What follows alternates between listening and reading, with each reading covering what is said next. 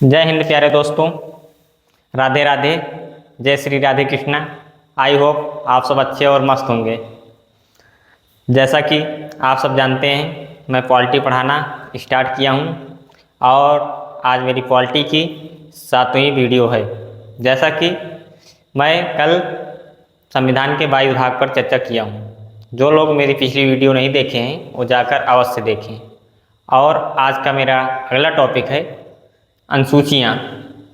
जैसा कि मैं आप सब देख सकते हो, मैं लिख कर लाया हूँ व्हाइट बोर्ड पर अनुसूचियाँ।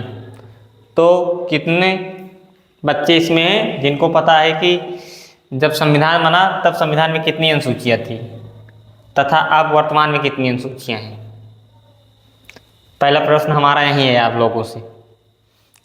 तो जितने बच्चों को पता है ठीक है, जितने बच्चों को नहीं पता है जान लें कि जब संविधान बना तब संविधान में 8 अनुसूचियाँ थीं तथा वर्तमान में 12 अनुसूचियाँ हैं, जो अलग अलग संविधान संशोधनों द्वारा अलग अलग अनुसूचियाँ जोड़ी गई। जैसा कि आप सब इसमें से अधिकतर बच्चे होंगे जिनको 12 अनुसूचियाँ याद होंगी तथा इनमें से ऐसे भी बच्चे हैं जिनको एक भी अनुसूची नहीं याद होगी।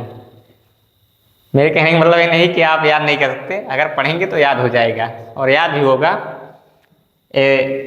मेरी बात सब प्रतिशत सही नहीं हो सकती कि नहीं याद होगा, याद होगा। जैसे कि आप सब देख सकते हैं पहली अनुसूची क्या है। पहली अनुसूची मैं यहाँ आपको बताने के लिए लिख दिया हूँ। पहली अनुसूची ये देख सकते हैं, मेरा मार्कर नहीं चल रहा है, ये अलग चल रहा है। पहली अनुसूची लिख दिया हूँ, राज्य एवं संघ तथा राज्य क्षेत्र। तो राज्य एवं संघ एवं राज्य क्षेत्र आप समझ रहे हैं ना। संघ मतलब केंद्र सरकार और राज्य मतलब राज्य सरकार। तो वहीं आएगा कि आप कैसे अनुसूची जो आती है 1 से 5 के अंतर्गत, अनुच्छेद 1 से 5 के अंतर्गत आती है, जिसमें है जैसे पहले अनुच्छेद में लिखा है कि भारत राज्यों का संघ होगा। दूसरा उतना इम्पॉर्टेंट नहीं है इसलिए नहीं बता रहा हूँ। तो और तीसरा अनुच्छेद है कि भारत अपना राज्य बढ़ा सकता है, राज्य की सीमाएं बढ़ा सकता है तथा राज्य के नाम परिवर्तन कर सकता है तथा एक राज्य में 2 राज्य बना सकता है तथा एक राज्य को दूसरे राज्य में मिला सकता है आवश्यकता पड़ने पर। वही है राज्य एवं संघ राज्य क्षेत्र। इसमें भारत के 28 राज्य तथा 8 यूनियन टेरिटरी केंद्र शासित प्रदेश आ जाते हैं। जैसे अब मेरी दूसरी अनुसूची है पदाधिकारियों को मिलने वाले वेतन भत्ते।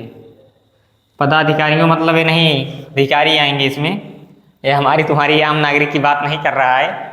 इसमें वो लोग आते हैं जैसे हो गए राष्ट्रपति, प्रधानमंत्री, केंद्रीय मंत्रिमंडल, राज्यसभा के सदस्य, लोकसभा के सदस्य, उनके वेतन भत्ते की बात कर रहा है।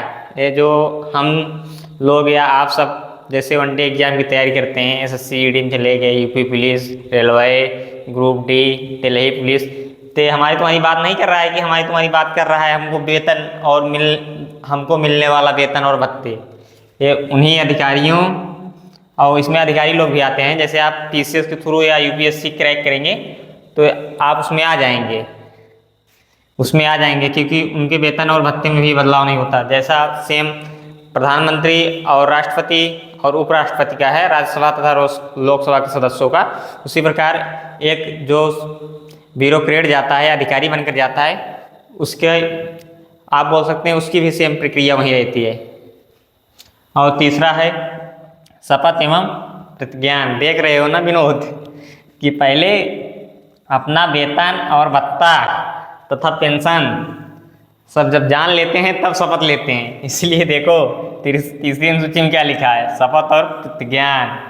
मतलब पहले जब अगर आप बता देंगे आपको इतना वेतन मिलेगा तभी शपथ लेंगे। मतलब कहने का मतलब ये नहीं लिखा संविधान, लेकिन मैं इसका उद्देश्य बता दे रहा हूँ कि संविधान में लिखा है कि संविधान में भी ऐसे लिखी है अनुसूचियाँ। देखो शपथ और प्रतिज्ञान, तो हमारी तुम्हारी शपथ की बात नहीं कर रहा है। उन्हीं अधिकारियों तथा जैसे केंद्र सरकार, संसद में लोकसभा राज्यसभा हो गया तथा राज्य में जैसे राज्य विधानमंडल हो गया, तो राज्य में राज्यसभा नहीं, राज्य विधान परिषद तथा राज्य मंत्रिमंडल हो गया, राज्य विधानसभा हो गया। उन्हीं की बात कर रहा है कि शपथ कैसे लेंगे। और इसमें वो भी आ जाते हैं जैसे सुप्रीम कोर्ट और हाई कोर्ट के न्यायाधीश आते हैं, इन सब की शपथ और प्रतिज्ञान मतलब शपथ लेते नहीं कि मैं भारत के लोग, भारत के विधि द्वारा स्थापित प्रक्रिया का जो ऐसा ऐसा लिखा नहीं है संविधान में, सच्ची निष्ठा रखूंगा तथा श्रद्धा रखूंगा। मतलब अगर आपको शपथ पढ़ना है तो सर्च कर लेना, इतना इम्पोर्टेंट नहीं है, मैं 2-3 लाइन बता दिया, आप समझ जाएं कि जो दिलाते नहीं, जैसे मंत्रिमंडल की शपथ रहती है या प्रधानमंत्री की शपथ रहती है, तो प्रोटेम स्पीकर जैसे खड़ा रहता है वो बोलता है, मतलब राष्ट्रपति दिलाते हैं। शपथ कौन दिलाता है? प्रधानमंत्री को। प्रधानमंत्री को शपथ दिलाता है राष्ट्रपति, तथा राष्ट्रपति को शपथ दिलाता है CJI, मतलब भारत का मुख्य न्यायाधीश, बोल सकते हैं एकदम वरिष्ठतम न्यायाधीश। और बाकी राष्ट्रपति सभी को दिलाता है शपथ, जैसे हो गए मंत्रिमंडल हो गई उनकी, और राज्यसभा के सदस्य हो गए, लोकसभा के सदस्य हुए, प्रधानमंत्री हो गए। और जैसे इसमें राज्यपाल को शपथ दिलाता है, फिर राज्य में राज्यपाल मुख्यमंत्री को शपथ दिलाता है, तथा राज्य के जितने मंत्रिमंडल रहती है या मंत्री, जैसे राज्य के मंत्री हो गए अलग अलग डिपार्टमेंट के, उनको राज्यपाल शपथ दिलाता है। जितनी पावर केंद्र में राष्ट्रपति के, उतनी पावर राज्य में राज्यपाल का है। इसको आप इस हिसाब से समझ सकते हैं। और चौथी अनुसूची है, जैसे गिनती लिखा हूँ तो अनुसूची लिखा हूँ, नहीं तो आप इसको गिनती पढ़ो, फिर सोचो गिनती के आगे क्या लिखे हैं प्रभु जी, तो उसको आपको ज़्यादा घबराने की बात नहीं है, ये अनुसूची हैं लिखा हूँ। जैसे चौथी अनुसूची में भारत के राज्य तथा संघ राज्य क्षेत्र, वही बात कर रहा है ये भारत के राज्य तथा संघ राज्य क्षेत्र। जैसे 1953 क्या में भाषाई राज, जैसे 1953 में आप, या नहीं 1956 में, मुझे एग्जैक्ट नहीं पता है कि आंध्र प्रदेश का गठन कब हुआ, मेरे ख्याल से 1953 में बना भाषाई राज्य पर, भाषाई आधार पर आंध्र प्रदेश राज्य। जैसे फिर 1956 हो गया, 1960 हो गया, फिर 1966 हो गया, फिर 1972 हो गया, फिर जैसे 2014 हो गया, फिर 2019 हो गया। 2019 में जैसे बना अलग हुआ नहीं जम्मू कश्मीर से ले, और जैसे 1972 में असम, त्रिपुरा और मेघालय, ये 3 राज्य बने थे, मतलब पूर्ण राज्य का दर्जा दिया गया था। और जैसे 1956-60 बोल सकते हैं, 1960 ही है, जिसमें जैसे महाराष्ट्र से अलग हुआ। महाराष्ट्र से क्या अलग हुआ? महाराष्ट्र से अलग हुआ था, अरे मुंबई, सॉरी भाई गलती हो गई, मुंबई से अलग हुआ था महाराष्ट्र तथा और गुजरात। और फिर 1966 में जैसे पंजाब से अलग हुआ हरियाणा और चंडीगढ़, उसी की बात कर रहा है कि भारत के राज्य और तथा संघ राज्य क्षेत्र। चौथी अनुसूची हो गया। और पहली अनुसूची और चौथी अनुसूची कंफ्यूज इसलिए, इसमें देखो इसमें ज़्यादा वो नहीं है, मतलब ज़्यादा अंतर, बच्चे कंफ्यूज हो जाते हैं। तो देखो जैसे इंग्लिश में, कभी कभी इंग्लिश में पूछता है, तो जैसे भारत दे देगा, भारत राज्यों का संघ है, यूनियन और फेडरल, तो वहाँ आपको यूनियन मारना है, ठीक। और आप आ जाएं 5वीं अनुसूची पर, अनुसूचित क्षेत्र तथा जनजाति पर प्रशासन एवं नियंत्रण। देख ले रहे हो, देखो बच्चों, जैसे बात कर रहा है ये जो 6वीं अनुसूची में 4 राज्य हैं, उनके अलावा जैसे अपने बिहार हो गया, यूपी हो गया, मध्य प्रदेश हो गया, झारखंड हो गया, ठीक। इसमें जो अनुसूचित जात आते हैं उनके ऊपर बता रहा है कि उनके ऊपर उनका अलग से कानून कैसे बनेगा, उनका क्षेत्र का विस्तार कैसे होगा, तथा वहाँ पर उनका एक अलग ही कानून रहता है ना, तो उनके बात कर रहा है। अपने जो पूर्वोत्तर के 4 राज्य हैं उनको छोड़ दो, बाकी जितने राज्य में जितनी अनुसूचित जातियाँ आती हैं तो जनजातियाँ आती हैं, उनके बारे में बात कर रहा है कि उनको नियंत्रण या उनका विस्तार कैसे करेगा, कि ज़रूरत के हिसाब से उनको उनकी विस्तार की सीमा ख़त्म कब कर दिया जाएगा। ये सब अधिकार राष्ट्रपति को रहता है। तो पाँचवीं आपको इस हिसाब से याद करना है कि पूर्वोत्तर के 4 राज्य छोड़कर, इसीलिए पाँचवीं और छठवीं में बच्चे कन्फ्यूज हो जाते हैं। आपको जहाँ जहाँ कन्फ्यूज होना है वहाँ मैं अब विस्तार से बता रहा हूँ। फिर छठवीं अनुसूची आ जाता है असम, मेघालय, त्रिपुरा और मिजोरम, जनजातियों पर प्रशासन के बारे में उपबंध। ये पूर्वोत्तर के 4 राज्य हैं। ये पूर्वोत्तर के 4 राज्य हो गए। ये थोड़ा नक्सली एरिया आते हैं। यहाँ पर अगर इनको अलग से इसलिए सरकार ने प्रावधान किया है कि पहले जब आप जैसे इंटरनेशनल रिलेशन पढ़ेंगे IR भारत के, तो पहले ये लोग जो मतलब है जैसे बाहरी अपने देश से सीमा लगती नहीं है, पाकिस्तान से, नेपाल, भूटान, अलग अलग देशों लगती है, चाइना वाइना से, तो ये लोग जो मतलब आतंकवादी घुसते थे तो उनसे संगठन करके अपने जो आर्मी है उस पर मतलब हमला कर दिए करते थे। इन्हीं की वजह से इनको सब उस क्षेत्र का नॉलेज रहता था। तो आतंकवादी पहले इन्हीं के जो यहाँ जनजातियाँ हैं, तो इनको मतलब जो आपको खाने और पीने को मिलेगा नहीं, तो आप किसी न किसी की मजबूर बस साथ देंगे। तो इनके भी सामने मुश्किलें थी, ये भी साथ देते थे। तो जो आतंकवादी थे इनको पैसे देते थे हाई मात्रा में, तथा इनको भोजन प्रोवाइड करते थे। सरकार पहले बहुत कम ध्यान दे पाती थी, जिस हिसाब से अब सरकार चल रही है, पहले इस तरह नहीं था। तो उन्हीं लोगों के बारे में है, इनका अलग से प्रावधान है, इसीलिए इनके ऊपर विशेष ध्यान रखा जाता है कि नक्सलाइट एरिया जल्द से जल्द ख़त्म हो जाए। देखते रहते हो ना, 2-3 साल बीता नहीं, एक से एक हो जाता है हमला। जैसे पुलवामा हुआ, अभी यहाँ हाल ही में क्या हुआ था वो घटना, याद नहीं आ रही, क्या नाम था उसका, चलो आप याद कर लेना। अभी हुआ था, हो गया था जहाँ टूरिस्ट लोग घूमने गए थे, एग्जैक्ट नहीं याद आ रहा है मुझे, पहलगाम याद आ गया ना।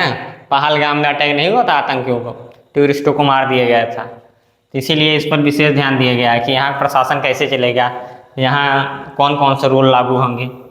5वीं 6वीं में आपको कंफ्यूज नहीं होना है। 6वीं अनुसूची सिर्फ पूर्वोत्तर के 4 राज्यों के बारे में चर्चा करता है।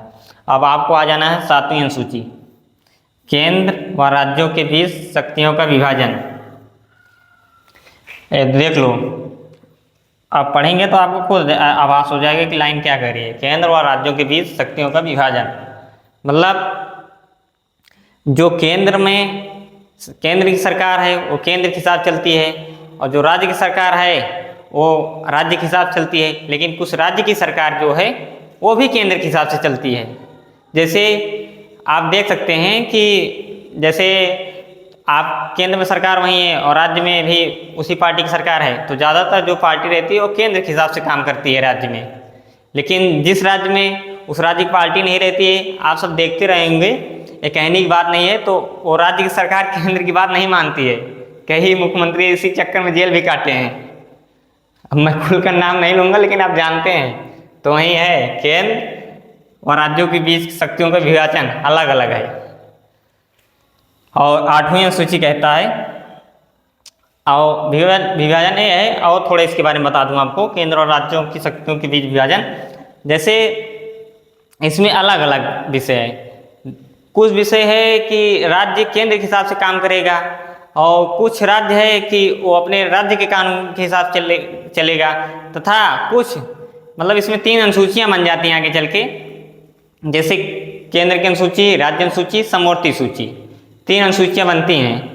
जिससे केंद्र अनुसूची में शुरू में था 97 विषय, अब वर्तमान में 66 विषय हो गया है। और राज्य में शुरू में 66 विषय था, अब जो कि कम करके 61 विषय हो गया है। और समवर्ती सूची में लगभग 27 विषय है।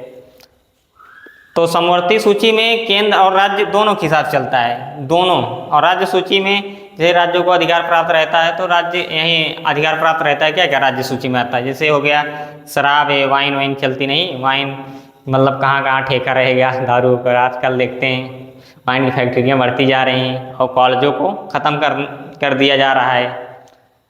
जानते हो ना कितना बड़ा दर्द हो रहा है। विद्यालयों को मिलाया जा रहा है तथा शराब के ठेके को बढ़ाया जा रहा है। तब देख सकते हैं देश का भविष्य कहाँ है। इसीलिए शिक्षा सबसे ज़्यादा ज़रूरी है। जब आप शिक्षित रहेंगे तो अपनी आवाज़ उठा सकेंगे। आज ही आप देख रहे हैं दिल्ली में एसएससी के लिए कितना प्रोटेस्ट कर रहे हैं, इतने अच्छे अच्छे टीचर अपने साथ जुड़े हुए हैं। बताओ वहाँ लाखों छात्रों की भीड़ लगी हुई है। बताओ किस कारण? यहीं बताओ आज की सरकार क्या कह रही है कि ये लोग विद्यार्थी नहीं हैं। मैं विद्यार्थी उन्हीं को मानता हूँ जो 1 से 12वीं क्लास तक पढ़ते हैं और जो ग्रेजुएशन कर रहे हैं। बताओ जो तैयारी कर रहा है वो छात्र ही नहीं है सरकार की नज़र में। बताओ इतनी बड़ी बात। सरकार सीधा कहती है कि ये वो लोग हैं जो 4 साल मेहनत करके 60 साल आराम करते हैं। तो आपको जागरूक होना है और शिक्षित होना है, जिससे आप अपनी आवाज़ उठा सकें, किसी का अधीन ना रहें। इसीलिए संविधान भी पढ़ना जरूरी है। आप अगर मेरी पूरी वीडियो देखते रहेंगे तो कहीं भी खड़े हो जाएंगे तो मैं आपको तो इतना सिखा दूंगा, आप समझ जाएंगे सामने वाले व्यक्ति की मानसिकता, आपको चूतिया नहीं बना पाएगा। अब आपको ज़्यादा टाइम ना लेते हुए मैं अगले अनुसूची की तरफ ले चल रहा हूँ, क्योंकि मेरी वीडियो ज़्यादा से ज़्यादा बहुत ज़्यादा हो गई तो आधा घंटा नहीं, आधा घंटा के अंदर ही रहती है। 24 मिनट, 25 मिनट, 20 मिनट, 15 मिनट, जैसे कंटेंट रहे उस हिसाब से वीडियो जाता है। अब मैं नहीं सोच के आता हूँ कितनी देर का वीडियो बनाऊँगा। अब 7वीं अनुसूची है। 7वीं अनुसूची केंद्र व राज्यों के बीच शक्तियों का विभाजन बता दिया। अब 8वीं अनुसूची पर आ जाओ। 22 भाषाओं पर मान्यता प्राप्त। 22 भाषाएं क्या हैं? जैसे भाषाओं जानते हो ना, अनुच्छेद 343 से लेकर 351 तक है, जिसमें हिंदी को मतलब महत्व दिया जा रहा है कि हिंदी को राजभाषा भी घोषित किया गया अनुच्छेद 351 के अंतर्गत, जिससे ज़्यादातर मतलब ऐसा नहीं है कि अपने राज्य की भाषाएं खत्म कर दी गई। जैसे अलग अलग राज्यों की अपनी राज्य की अलग अलग भाषाएं हैं, उनको ख़त्म नहीं कर दिया है, लेकिन हिंदी को बढ़ाया जा रहा है कि जिससे आगे चलकर ये ना हो सके, मतलब शर्मिंदगी ना महसूस हो कि हम हिंदी माध्यम से हैं, ये ना हो। इसीलिए हर काम देखो ऑफिस में जाते हो तो हिंदी इंग्लिश दोनों में रहता है। हाई कोर्ट छोड़ दो, हाई कोर्ट अलग चीज़ हो जाती है, क्योंकि हाई कोर्ट में वो अलग से प्रावधान है। इसीलिए उसमें जो भी वकील रहते हैं या एडवोकेट बोल सकते हैं, अटॉर्नी जनरल, वो सब इंग्लिश में बहस करते हैं। जैसे आप हाई कोर्ट में खड़े हो जाओ, आपका मामला पता नहीं चलेगा कि मैं केस जीत रहा हूँ कि हार रहा हूँ। बताओ ये दशा है अपने देश की। तो बदलना चाहिए ना, मेरे हिसाब से तो बदलना चाहिए कि अपने मतलब जिस राज्यों में मतलब हिंदी नहीं जानते, नहीं करते, वहाँ व्यक्ति नहीं समझ रहे हैं हिंदी को बात, वहाँ जो भाषाएं मांग रहे हैं वो कर दिए चाहिए, लेकिन हर राज्यों में हिंदी अलाउ कर दिए चाहिए, जिससे जिस व्यक्ति का केस रहे वो समझ सके कि मेरा केस किस दिशा में जा रहा है। इसलिए ज़रूरी है। और 22 भाषाओं, पहले शुरू में 14 भाषाएं थी, जो लास्ट में मतलब जब भाषाएं बनी तो लास्ट में 22 भाषाओं को मान्यता प्राप्त है। जो आती हैं, मुझे तो 22 भाषाएं याद थी, इस समय थोड़ा थोड़ा भूल जाता हूँ, जैसे सिंधी, गुजराती, हिंदी, पंजाबी, तेलुगु, तमिल, उड़िया, बोडो, डोगरो, मैथिली, संथाली, कन्नड़। लगभग आपको 20 भाषा सुनाया एक सांस में। 1-2 भाषाएँ इधर छूट गई हैं। संस्कृत हो गई, संस्कृत, संथाली, लगभग अब 22 भाषाएँ हो गई। अब देखो ये 9, ये अनुसूची 9 है, विशिष्ट अधिनियम, विनियम, विशिष्ट अधिनियम तथा विनियम। ये 9वीं अनुसूची बाद में आई, ये बाद में जोड़ी गई है। ये जोड़ी क्यों गई? जैसे प्रधानमंत्री, देखो यहाँ लिखा हूँ शॉर्टकट, प्रथम प्रधानमंत्री जवाहरलाल नेहरू प्रथम संविधान संशोधन 1951 के द्वारा जोड़ा गया। संविधान में अलग से विशिष्ट प्रावधान रहेगा, तो इसके अंदर नहीं जाता है, तो इसके अंदर हम नहीं जाऊंगा, क्योंकि ये अलग थोड़ा हाई लेवल हो जाता है। तो आपको वनडे एग्जाम पर ज़्यादा फोकस करना है, क्योंकि मेरा क्वेश्चन जो यहाँ पर रहता है ज़्यादातर वनडे एग्जाम से रहता है। लेकिन जो अगर बीए के बच्चे हैं, पॉलिटिकल साइंस लिए हैं, तो अगर मेरी वीडियो देखेंगे ना तो पॉलिटिकल साइंस में उनका अच्छा नंबर आएगा। अगर 75 नंबर होगा तो मैं 65 नंबर दिलाने की क्षमता रखता हूँ कि अगर मुझसे पढ़ेंगे तो 65 से 70 के बीच में रहेंगे, 60 के नीचे तो कतई नहीं आएंगे, ये मेरी गारंटी है। अगर मेरी वीडियो देखते हैं, अगर ऐसे ऐसे उठाकर और ऐसे ऐसे पॉइंट वाइज बना के लिख दिए तो, क्योंकि मैं बनाया हूँ परसेंट, मैं जानता हूँ कि क्या गलतियाँ करते हैं बच्चे जो उनका परसेंट गड़बड़ा जाता है। तो 1951 यही सबसे ज़्यादा पूछता है इस अनुसूची में कि किसके द्वारा लाया गया, किस प्रधानमंत्री के अंतर्गत, और कब लाया गया, मतलब कब जोड़ा गया। तो आपको यहाँ 1951 याद रखना है। प्रथम संविधान संशोधन, प्रथम संविधान संशोधन और प्रथम प्रधानमंत्री पंडित जवाहरलाल नेहरू। अब आओ 10वीं अनुसूची, वहीं यही इंपॉर्टेंट, इसमें वहीं पढ़ना बच्चों कि 9वीं अनुसूची कब जोड़ा गया। अभी तक जितनी परीक्षाएं हुई हैं, हम बोल सकते हैं 95% क्वेश्चन वहीं पूछा है। अपवाद के लिए 2-4% छोड़ दो, अपवाद हर जगह रहता है। अनुसूची 10वीं है, दल बदल परिवर्तन पर उपबंध, ये कब जोड़ा गया? 52वें संविधान संशोधन 1985 द्वारा जोड़ा गया। मतलब अब इस पर थोड़ा मैं चर्चा कर दे रहा हूँ। दल बदल परिवर्तन मतलब वही है, जैसे पहले सरकार बनती नहीं थी, जैसे आप मान लो कि बीजेपी से सीट पा रहे हैं, आप चुनाव जीतने के बाद सपा में चले जा रहे हैं या बसपा में चले जा रहे हैं या कांग्रेस में चले जा रहे हैं। तो पहले यही होता था 1985 के पहले। पता लगा कोई व्यक्ति, जैसे लगता नहीं हर क्षेत्र में रहता है कि यहाँ इस पार्टी की लहर है, ये पार्टी का बंदा उतरेगा या इस कास्ट का व्यक्ति उतरेगा तो जीत जाएगा। आपने यहाँ जानते हो शिक्षित व्यक्ति को देख कर वोट कोई नहीं करता, सब यहीं जात पात से देख कर यहीं हो रहा है। इसीलिए आज भारत की सोच सकते हो या विकास हो रहा है या दशा हो रही है। अगर एक बार जैसे मैं आपको पहले पढ़ा चुका हूँ ना कि 10 लाख जनसंख्या पर जाता है एक सांसद। अगर आपका सांसद जानकार नहीं रहेगा तो आपकी बात पार्लियामेंट तक नहीं पहुंचा पाएगा। इसलिए नहीं पहुंचा पाएगा, वो सदन तो ज्वाइन करेगा लेकिन आपके मुद्दे नहीं छेड़ेगा, वहां पर न चर्चा करेगा। आप लोग देख सकते हैं कि आपके क्षेत्र का सांसद कितने सवाल पूछता है संसद में खड़े होकर। तो अगर सांसद ऐसे चुन लोगे कि वो कोई सवाल ही संसद में नहीं करता और तुम्हारे लिए कोई योजनाएं, कोई यूनिवर्सिटी, कोई कॉलेज नहीं मांग रहा है तो कहाँ सरकार देगी? उसको लगेगा कि बस मेरी पार्टी का है, संसद चल रहा है, जैसे चलो, वो भी पाया जाएगा अपना भरण पोषण के लिए, जैसे चल रहा है चलो। अगर वो कोई भी आवाज़ उठाएगा सांसद में तो समझो 10 लाख व्यक्तियों की आवाज़ उठा रहा है, 10 लाख व्यक्तियों की आवाज़ वहाँ तक सांसद तक पहुँचा रहा है। क्योंकि चुनाव हो जाने के बाद आप अपना अधिकार खो देते हैं, मौलिक अधिकार के अलावा। मौलिक अधिकार वहीं आपके पास बचा रहता है जो सीधा सुप्रीम कोर्ट जाते हैं, बाकी कोई अधिकार आपके पास रहता नहीं है। वहीं सब अधिकार आपका एक हिसाब से कह सकते हैं कि सांसद के पास चला गया, क्योंकि 10 लाख जनसंख्या उसे चुनकर भेजती है पार्लियामेंट में। वही है कि अब बदल नहीं सकती पार्टियाँ। अगर जैसे आप कोई भी पार्टी अगर मान लें, कोई भी MP MLA सांसद अगर जाना चाहता है तो 2/3 भाग से जा सकता है। 2/3, पहले 1/3 चला जाए, पार्टी मतलब मुख्यमंत्री को इस्तीफा देना पड़ता था या प्रधानमंत्री को इस्तीफा देना पड़ता था। लेकिन अब 2/3 अपवाद है। 2/3 मतलब 3 भाग में अगर 2 भाग पार्टी से निकलेगा तब उसे दल बदल कानून नहीं माना जाएगा, दल बदल कानून नहीं माना जाएगा अगर 2/3 निकलेगा। लेकिन 2/3 कहाँ जाएंगे? मान लो 75 जीते, अगर 50 उसमें थोड़ी निकलेंगे। 25-30 तो ऐसे ही एकदम चाटुकारिता करते रहते हैं प्रधानमंत्री मुख्यमंत्री की, जी सर जी सर। अब आ जाओ अनुसूची 11। मैं किसी एक व्यक्ति या एक मुख्यमंत्री की बात नहीं कर रहा हूँ, नहीं कोई दिल पे बात ले ले, क्योंकि क्लिप कट ज़्यादा वायरल होती है। पंचायतों के अधिकार, 73वें संविधान संशोधन 1992 द्वारा, इसमें 29 विषय है। आप एक बात करना, जैसे मैं यहाँ तो 29 विषय लिख दिया हूँ, लेकिन क्या आपके ग्राम प्रधान को पता है पंचायत में 29 विषय हैं कौन? नहीं पता होगा। अगर आपको नहीं यकीन है तो कभी आपका ग्राम प्रधान आपके सामने या कभी आपसे मिले या कहीं बैठा रहे तो उससे पूछ लेना कि पंचायत में 29 विषय क्या हैं जिस पर आप काम करते हैं या जिससे एक ग्राम पंचायत चलती है एक सही व्यवस्थित तरीके से। क्या क्या इसको अधिकार हैं? जब उसको अपना अधिकार नहीं पता रहेगा तो क्या विकास करेगा? वो तो वहीं दूसरे ब्यूरोक्रेट के सहारे चलेगा। अगर कोई एक व्यक्ति पढ़ा लिखा है तो उसी के सहारे करेगा कि चलो ये योजना पास कर दे रहे हैं, इतना पैसा तुम खा लेना, इतना पैसा मैं खा लूँगा।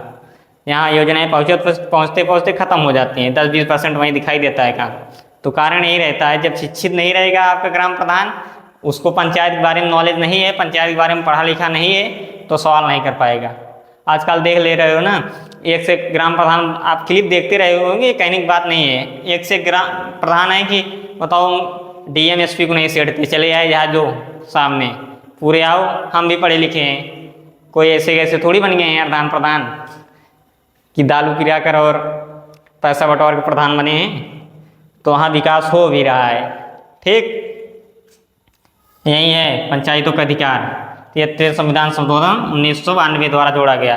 पूछ लेना नहीं पूछ लो ना 29 विकास क्या, 29 विषय क्या है पंचायत के। उनको नहीं पता, लेकिन मुझे पता है कि पंचायत को 29 विषय क्या है, उस पर क्या काम कर सकता है। 29 विषय में ही आता है हर एक चीज़, मोटा मोटा आपको गिना रहा हूँ। जैसे ग्राम विकास की नालियाँ, ग्राम विकास में स्वास्थ्य सुविधाएं, ग्राम विकास की महिलाएं या उन्हें पूर्ण सुविधा, ग्राम पंचायत विकास, तालाब, जलपूर्ति, मत्स्य पालन और पोल्ट्री फार्म, ये सब प्रधान के हिसाब से चलता है सब काम। वृक्षारोपण, कहाँ क्या पौधा लगेगा, किस तालाब के किनारे क्या, यही सब है। अगर प्रधान होता गलती से तो मैं पंचायत पढ़ाऊँ, मैं संविधान भी अच्छे से पढ़ाऊँ। मैं अगर कोई भी आ जाए, जैसे एसआई हो, दरोगा वरोगा हो जाए, तो मैं बात करने से कभी डरता नहीं हूँ, मेरे अंदर ख़त्म हो चुकी है। मैं क्योंकि मैं RRPG में पढ़ा हूँ, वहाँ देखा हूँ अच्छे अच्छे SDM और DSP SP आते हैं कुछ फीता काट के, महारानी के जो रानी अमृता सिंह हैं, तो मैं जानता हूँ पावर क्या होती है और पढ़े लिखे व्यक्ति के क्या है। वहाँ तो हर चीज़ है, अगर आपकी योग्यता है तो आपको मंच भी दिया जाता है। जो पढ़े हैं जानते हैं, वहाँ होता रहता है। नगर पालिकाओं के अधिकार, 74 संविधान संशोधन 1992। शहर निकाय, तो ये नगर पालिका की बात कर रहा है। जैसे ग्राम में ग्राम पंचायत होती है और नगर में नगर पालिका होती है। तो ग्राम पंचायत में ग्राम पंचायत के हिसाब से विकास होगा। बताओ ग्राम पंचायत में, ग्राम पंचायत बनने के लिए लगभग कितना पैसा आता है? ग्राम पंचायत बनने के लिए बताओ कितना पैसा आता है? इसको बताऊंगा नहीं, अब सर्च करना गूगल में, क्यों आप भी जागरूक बने। सब चीज़ मैं ही बता दूंगा तो आप क्या करेंगे? अगर आप जानेंगे तो अपना अधिकार जानेंगे तो आप दूसरे से चर्चा करेंगे या अपना अधिकार पाने की कोशिश करेंगे, बहस करेंगे। नहीं तो इसी तरह जाएंगे, ठप्पा मार के चले आएंगे, फिर वहीं रोएंगे कि हमारे ग्राम का तो विकास नहीं हो रहा है। विकास कहाँ से होगा जब आपको पता ही नहीं कि विकास कैसे होता है या विकास कैसे कराया जाता है? कहाँ से करा पाओगे? अगर 2 आदमी तैयार हैं तो 4 आदमी प्रधान की तरफ ही रहेंगे। नहीं, प्रधान के खिलाफ मत जाओ, प्रधान बड़े आदमी है। अरे बड़े आदमी क्या है? आपको तुम्हारा अधिकार नहीं पता है? प्रधान बड़े आदमी है तो क्या हुआ? आपको अब तुम्हारा अधिकार पता रहेगा। प्रधान हो चाहे वीडियो या वीडियो मतलब village development officer, video block development officer, आप किसी से बात करने में डरेंगे नहीं, या DSP या DM या कुछ भी हो। आपको पता रहेगा ना, जब पढ़ेंगे आप बच्चों को शिक्षित करेंगे तो आपका बच्चा भी आकर घर बताएगा कि मम्मी ऐसा नहीं, ऐसा होता है, ऐसा लिखा है संविधान में, किसी से नहीं डरना चाहिए क्या। लेकिन एकता सबसे बड़ी जरूरी है यहाँ पर। नहीं तो आप कल अकेले आज मेरी वीडियो देखकर अकेले जाके मुद्दा छेड़ दें। इसके लिए सबसे बड़ी आवश्यकता है संगठन। अगर आप संगठन में रहेंगे तो कोई भी आ जाए। देखते हो ना धरना कैसे चलता है। SSC का प्रोटेस्ट चल रहा है इस समय। लगभग वहाँ 50,000 बच्चे हैं। सरकार के औकात नहीं कि लाठीचार्ज करवा दे। उस दिन कब बच्चे थे तो करवा दी थी, लेकिन अब नहीं करवा सकती। आज देख रहे हो, आज हो रहा है ना अच्छे से प्रोटेस्ट। तो मतलब धरना का भी अधिकार है, आप आराम से करें। अब सरकारी संपत्ति की तोड़ फोड़ करेंगे तो सरकार का भी अधिकार है आपको लठिया के वही जाने की। तो इसीलिए धरना करो, आराम से करो, बैठ के करो, जिस तरह आपको अधिकार है उस तरह करो, लेकिन सरकारी संपत्ति को नुकसान ना हो उससे। आप रोड जाम कर देंगे तो धरना वरना नहीं रहता है। तो सरकार को भी अधिकार है। आपको पिछली वीडियो में पढ़ाया हूँ, अगर नहीं पढ़े हो तो जाकर देखना तो समझ में आएगा। और मैं जब अनुच्छेद पढ़ाऊँगा एक एक आर्टिकल तो विस्तार से पढ़ाऊँगा। कल मैं मोटा मोटा जितने आर्टिकल हैं जो वनडे एग्जाम के दृष्टि से इम्पॉर्टेंट पहले उनको करा दूँगा। फिर उसके बाद मैं जैसे राष्ट्रपति अलग से टॉपिक हो गया, मंत्रिमंडल अलग से टॉपिक हो गया, उपराष्ट्रपति अलग से टॉपिक हो गया, और मतलब जितना है संविधान में हर चीज़, लोकसभा राज्यसभा, ये सब लेके आऊँगा अलग अलग, कौन चीज़ कहाँ से लिया गया है। 12वीं अनुसूची आपको बता दिया ना। वही नगर पालिकाएँ, नगर पालिकाएँ में भी जैसे नगर पालिका में पार्षद होते हैं, नगर पालिका पार्षद, ये भी प्रधान की तरह है। प्रधान को मान लो कम पैसा मिलता है ग्राम विकास के लिए, लेकिन नगर पालिका में पार्षद को बहुत ज़्यादा पैसा मिलता है विकास करने के लिए, क्योंकि वहाँ डेली गली क्लीन होना है, नालियाँ क्लीन करवाना है, और क्या कहाँ रहेगा, क्या बस अड्डा कौन हिसाब से, नगर अगर पार्षद बोल दिया कि यहाँ बस अड्डा वहाँ आपके जा रहा है तो चला जाएगा। इतनी पार्षद की पावर होती है। आपको अपना अधिकार नहीं पता रहेगा तो मेरा यहीं जाते जाते यही कहने का मतलब है कि आप अपना अधिकार जरूर जानें। अगर एक ग्रामीण व्यक्ति से पढ़ेंगे, जैसे मैं ग्रामीण एरिया से जुड़ा हुआ हूँ, सिर्फ किताबी ज्ञान नहीं, आपको ग्रामीण मतलब ज़मीनी ज्ञान, ज़मीनी स्तर का भी ज्ञान देता हूँ। तो मैं वो बड़ा नहीं कि बड़े बड़े सीधा CBSE बोर्ड या बड़े बड़े ऐसे में बैठ के पढ़ाऊँ, ग्राम ग्राम में घूमा नहीं हूँ। ग्राम की ये सब दुख दर्द तथा ग्रामवासियों की जो होती रहती है दुर्दशा मैं देखा ना हूँ, सब देखा हूँ। बस अपने लक्ष्य पर लगे रहें आप सब भी, और मैं भी आप सबको कुछ ना कुछ देने का प्रयास कर रहा हूँ अपने पूरे 110% लगाकर, जो मैं पहले नॉलेज कर चुका हूँ।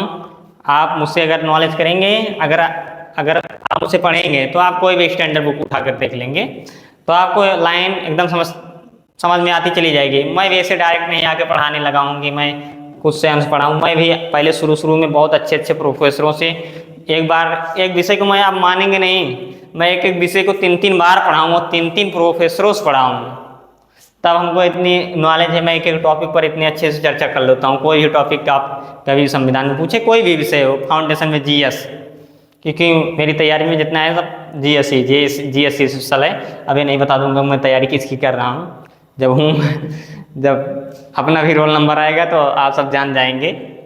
ठीक है, लेकिन आप मेरे साथ जुड़े रहें, मैं आपको हमेशा कुछ ना कुछ देने का प्रयास करूँगा। जय हिंद दोस्तों, मैं अपनी बाड़ी को यहीं विराम देता हूँ। आप मेरी वीडियो को ज़्यादा से ज़्यादा शेयर करें तथा मेरा यूट्यूब चैनल है लर्न इजी SSC। ठीक, जितने भी भाई लोग मुझसे जुड़ गए हैं मैं उनका अपने हृदय से प्रणाम करते ही, जैसे वो अपन चैनल समझें या अपन घरे के बिटवा और भैया समझें, ज़्यादा से ज़्यादा सपोर्ट करें। काहे अगर कोई व्यक्ति बढ़ा था तो वो अकेले नहीं, वो जितना लोग उसमें उसके फैमिली रहा था, समझा वो पूरा आपका परिवार है। ये अगर चैनल है तो आप सबके है, हमारे नहीं है स्पेशल। अगर ये चैनल ग्रोथ करी तो आपके मोटिवेशन और हाई लेवल हुई तथा हमरो हुई, और जैसे हम आपका और अच्छा कंटेंट प्रदान करेगा तथा फ्री में, जिससे आप शिक्षा से वंचित न रह पाए। हर गरीब व्यक्ति का बच्चा तैयारी कर सके, जिसके पास पैसा ना रहे वो भी। जय हिंद दोस्तों।